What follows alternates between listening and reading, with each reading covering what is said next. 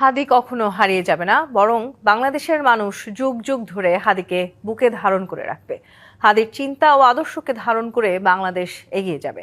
ইনকিলাব মঞ্চের মুখপাত্র শহীদ ওসমান হাদির জানাজা পূর্ব বক্তব্যে সেই শপথই করলেন অন্তর্বর্তী সরকারের প্রধান উপদেষ্টা ডক্টর মোহাম্মদ ইউনূস।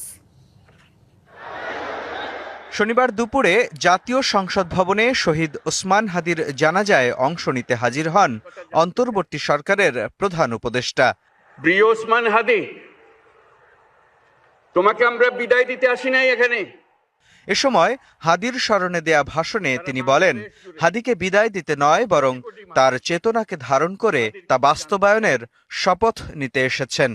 প্রিয় ওসমান হাদি, তুমি আমাদের বুকের ভেতরে আছো।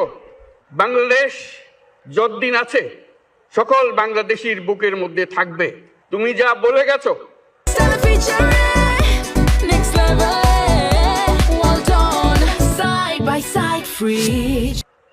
সেটা যেন আমরা পূরণ করতে পারি, সেই ওয়াদা করার জন্য আমরা একত্র হয়েছি। এ সময় ডক্টর মোহাম্মদ ইউনূস বলেন, হাদিকে কেবল দেশের মানুষই নয়, বরং সারা বিশ্ব থেকে স্মরণ করছে। হাদি, তুমি হারিয়ে যাবে না, তুমি কোনোদিন কেউ তোমাকে ভুলতে পারবে না।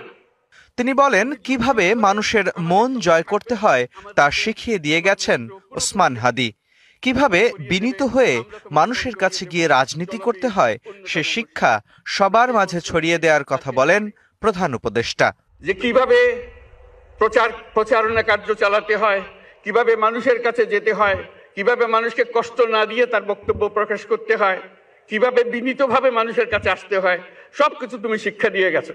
আমরা সবাই আমাদের জীবনে আমাদের রাজনীতিকে এই পর্যায়ে নিয়ে আসতে চাই, যাতে হাদি আমাদের জীবনে স্পষ্টভাবে জাগ্রত থাকে। শহীদ ওসমান হাদির দেশপ্রেমের শিক্ষা মতাদর্শকে ধারণ করে বাংলাদেশকে এগিয়ে নেয়ার শপথ করেন তিনি। তোমার সঙ্গে ওয়াদা করলাম, আমরা সব সময় তোমার কথা স্মরণ রেখে জাতির অগ্রগতির পথে চলতে থাকব।